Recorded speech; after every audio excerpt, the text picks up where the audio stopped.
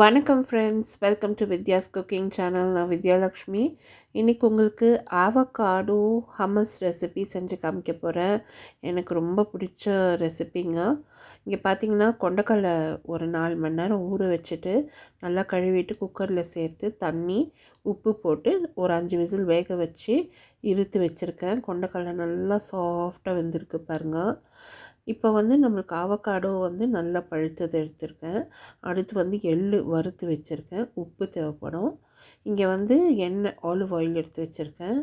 இது பார்ஸ்லி இலை, புதினா, மல்லித்தழை, பச்சை மிளகா, பூண்டு, எலுமிச்சம்பழம், இதுதான் தேவைப்படும் நம்மளுக்கு ஹமஸ் தயார் பண்ணுறதுக்கு. இப்போ மிக்ஸி ஜாரில் வேக வச்ச கொண்டக்கடலை, எள்ளு, உப்பு, பச்சை மிளகா, பூண்டு, பார்ஸ்லி தழை, மல்லித்தழை, புதினா தழை சேர்த்து கொரப்பாக அரைச்சிக்கினேன். இதில் எலுமிச்சம்பழம் சாறு ஃபஸ்ட்டு சேர்த்துக்கினேன். அடுத்து கொஞ்சமாக எண்ணெய் சேர்த்து வழுவழுப்பாக அரைச்சிக்கினேன்.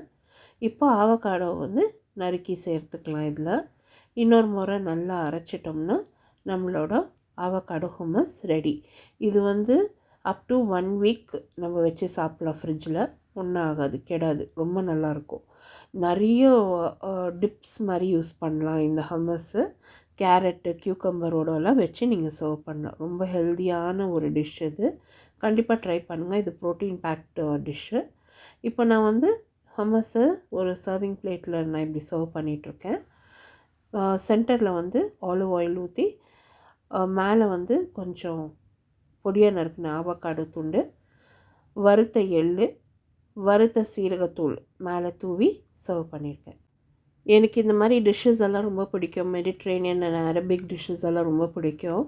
ஸோ நான் நிறைய பிளேசஸ் விசிட் பண்ணி ட்ரை பண்ணி இந்த டிஷ்ஷஸ் எல்லாம் நானே க்யூரேட் பண்ணியிருக்கேன். எல்லோரும் ட்ரை பண்ணுங்கள், சப்ஸ்கிரைப் பண்ணுங்கள். அடுத்த வீடியோவில் சந்திக்கும் வரை this is Vidyalakshmi. Thank you so much for வாட்சிங். பை.